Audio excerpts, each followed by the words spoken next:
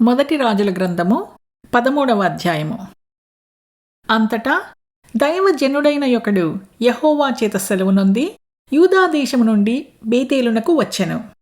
ధూపము వేయుటకై యరొబాము ఆ బలిపీఠమునొద్ద నిలిచి ఉండగా ఆ దైవజనుడు యెహోవా ఆజ్ఞ చేత బలిపీఠమునకు ఈ మాట ప్రకటన చేసెను: బలిపీఠమా, బలిపీఠమా, యెహోవా సెలవిచ్చినదేమనగా, దావీదు సంతతిలో యోషీయా అను ఒక శిశువు పుట్టును. నీ మీద ధూపము వేసిన ఉన్నత స్థలము యొక్క యాజకులను అతడు నీ మీద అర్పించును. అతడు మనుష్య శల్యములను నీ మీద దహనము చేయును. ఈ బలిపీఠము బద్దలైపోయి దాని మీదనున్న బుగ్గి ఒలికిపోవుటయే యెహోవా ఇచ్చు సూచన అని చెప్పి ఆ దినమున ఆ ప్రవక్త సూచన ఒకటి ఇచ్చెను.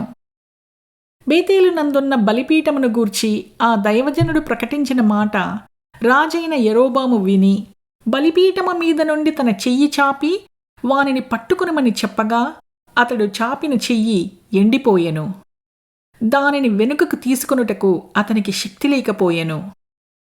మరియు యెహోవా సెలవు ప్రకారము దైవజనుడిచ్చిన సూచన చొప్పున బలిపీఠము బద్దలు కాగా బుగ్గి దాని మీద నుండి ఒలికిపోయెను. అప్పుడు రాజు, నా చెయ్యి మునుపటి వలె బాగగునట్లు నీ దేవుడైన యెహోవా సముఖమందు నా కొరకు వేడుకొనుమని ఆ దైవజనుని బ్రతిమాలుకొనగా దైవజనుడు యెహోవాను బతిమాలుకొనెను. కనుక రాజు చెయ్యి మరలా బాగై మునుపటి వలె ఆయెను. అప్పుడు రాజు, నీవు ఇంటికి వచ్చి అలసట తీర్చుకొనుము, నీకు బహుమతి ఇచ్చెదనని ఆ దైవజనునితో చెప్పగా దైవజనుడు రాజుతో ఇట్లనెను: నీ ఇంటిలో సగము నీవు నాకిచ్చినను నీతో కూడా నేను లోపలికి రాను. ఈ స్థలమందు నేను అన్నపానములు పుచ్చుకొనెను.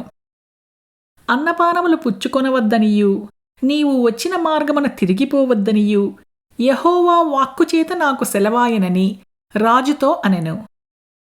అంతటా అతడు తాను బేతేలునకు వచ్చిన మార్గమున వెళ్ళక మరి ఒక మార్గమున తిరిగిపోయెను. బేతేలులో ప్రవక్తయగు ఒక ముసలివాడు కాపురముండెను. ఇతని కుమారులలో ఒకడు వచ్చి బేతేలులో దైవజనుడు ఆ దినమున చేసిన క్రియలన్నిటినీ అతడు రాజుతో పలికిన మాటలన్నిటినీ తమ తండ్రితో తెలియజెప్పగా వారి తండ్రి అతడు ఏ మార్గమున వెళ్ళిపోయినని వారినడిగెను.